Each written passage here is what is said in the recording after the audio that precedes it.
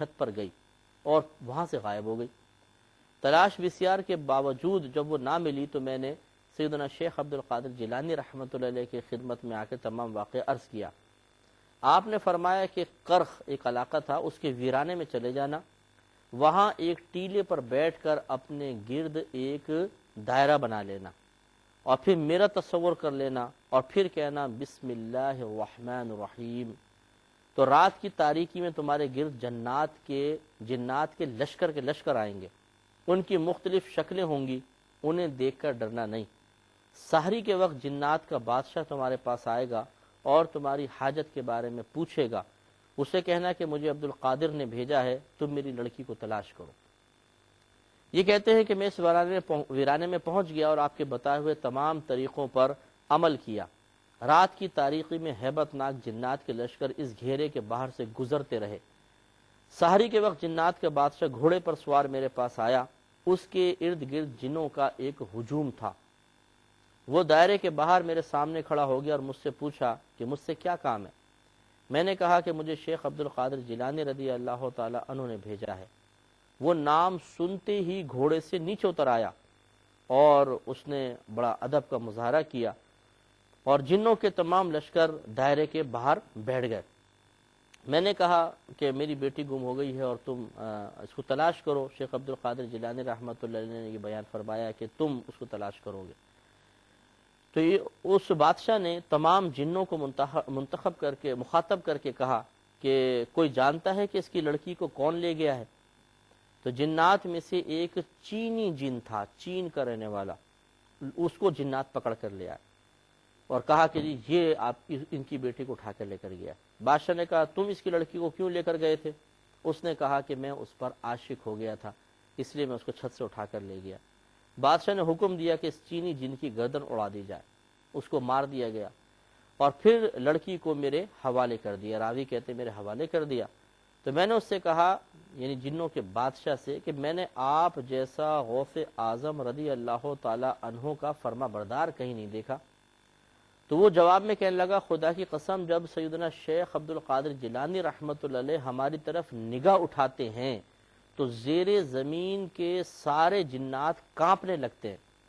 جب اللہ تعالیٰ کسی قطب وقت کا تعین کرتا ہے تو تمام جن و انس اس کے تابع فرمان کر دیے جاتے ہیں۔ یعنی قطب خاص مقام اولیاء کرام کا جو کہا جاتا ہے کہ سب سے اعلیٰ درجہ ہے، اس کے بعد غوثیت کبریٰ کا درجہ ہوتا ہے۔ سیدنا شیخ عبد القادر جیلانی رحمۃ اللہ علیہ اسی غوثیت کبریٰ کے مقام پہ فائز تھے، پہلے قطب اور پھر غوث، اور غوثیت کبریٰ سب سے اعلیٰ مقام ہے اولیاء اعظام میں، اور یہ مقام صرف شیخ عبد القادر جیلانی رحمۃ اللہ علیہ کو حاصل ہے، یا پھر جب قیامت کے قریب امام مہدی رضی اللہ تعالی عنہ تشریف لائیں گے تو آپ بھی غوثیت کبریٰ کے عظیم منصب پر فائز ہوں گے۔ میں بہک سکوں یہ مجال کیا میرا رہنما کوئی اور ہے۔ ARYQTV اور CD بینک پیش کرتے ہیں سید سبی الدین سبی رحمانی کی خوبصورت آواز میں محفل نعت جادہ رحمت، دستیاب ہے ویڈیو CD پر۔ آج ہی اپنی پسندیدہ البم اپنے قریبی ویڈیو سٹور سے حاصل کریں۔ ARYQTV اور CD بینک پیش کرتے ہیں تدبر قرآن، آؤ راہ فلاح کی طرف، سمجھو دین کامل کو۔ اما بعد فاعوذ باللہ من الشیطان الرجیم، بسم اللہ الرحمن الرحیم۔ اور سنو قرآن کہتا ہے کیا۔ بے شک یہ جو قرآن ہے یہ سارے جہان والوں کے لیے نصیحت ہے۔ بین الاقوامی شہرت یافتہ مفتی محمد اکمل قادری کا پروگرام دستیاب ہے DVDs پر۔ آج ہی اپنے پسندیدہ پروگرام اپنے قریبی ویڈیو سٹور سے حاصل کریں یا پھر وزٹ کیجیے ہماری ویب سائٹ www.sahulatbazar.co.uk۔ فون 02089038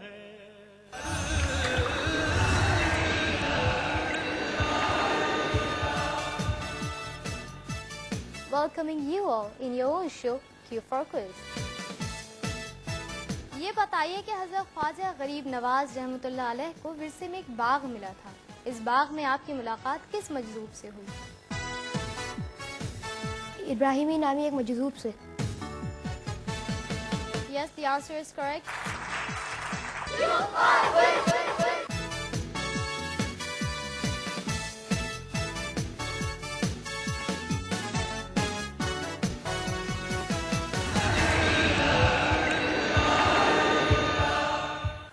मैं बहक सकूं ये मजाल क्या मेरा रहनुमा कोई और है।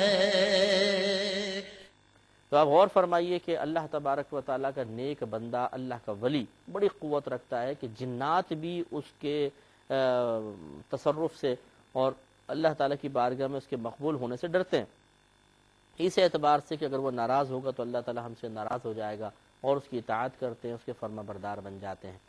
तो इसलिए इंसान सबसे वाकई अशरफुल मखलूक़ात है, बशर्ते कि वो अशरफुल मखलूक़ात वाले काम इख्तियार करे। हम कहते हैं कि जिन काबू में आ जाए तो उससे ये काम करवा लें, वो काम करवा लें, और जिन्नात से डरते भी हैं।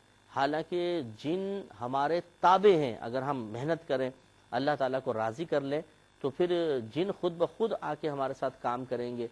और ऐसा होता भी है कि जो नेक परहेज़गार लोग होते हैं, बाज़ औक़ात नेक जिन्नात खुद उनके पास आकर और अल्लाह ताला ने जो उनको नेमतें और औसाफ अता किए होते हैं उसको ज़ाहिर करते हैं कि हमसे काम लिया जाए, आप काम लें।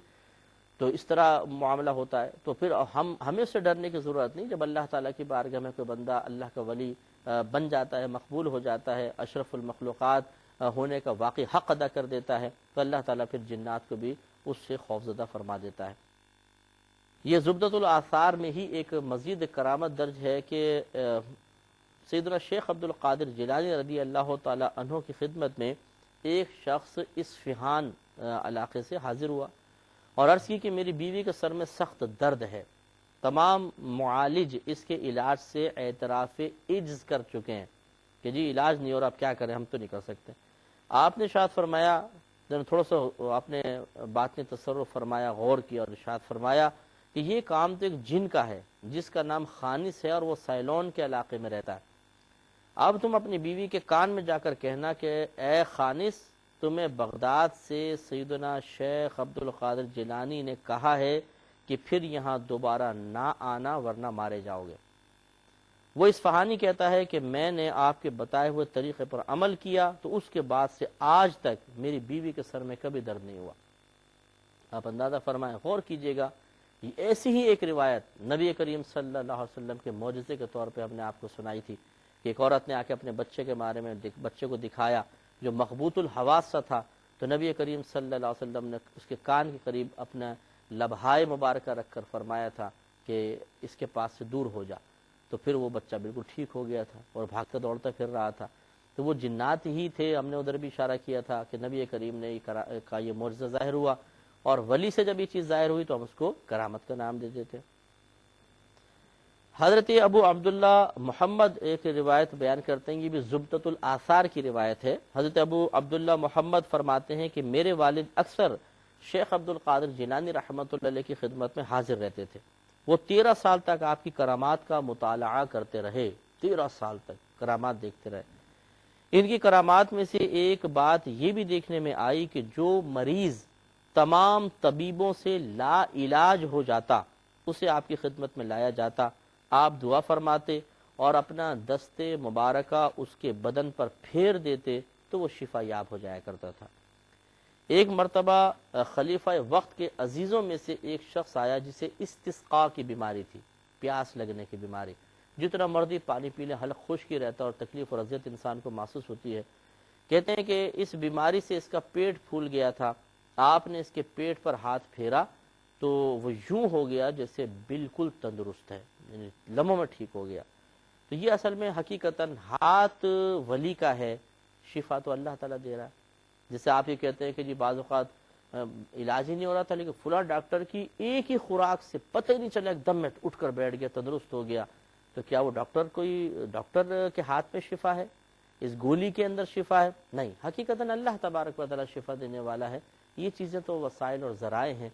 इसी तरह अल्लाह ताला चाहे तो जब वो गोली के ज़रिए शिफा पहुँचा सकता है تو کیا اپنے ولی کے دستے مبارکہ کے پھیر دینے سے، ہاتھ پھیر دینے سے وہ شفا نہیں دے سکتا؟ وہ اس میں بھی شفا کا پہلو رکھ سکتا ہے، لہذا اس میں تعجب کی کوئی بات نہیں۔ اللہ تبارک و تعالیٰ سے دعا ہے کہ رب کریم ہم سب کو ان تمام باتوں کو محفوظ رکھنے کی توفیق عطا فرمائے، آمین۔ وآخر دعوانا ان الحمدللہ رب العالمین۔ میں بہک